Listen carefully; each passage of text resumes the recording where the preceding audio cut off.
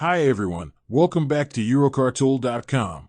This video will show you how to turn off the outside air intake mode on Mercedes by using DTS Monaco Software. You just need to follow the same steps as in the video and you will be sure to complete. Let's start it.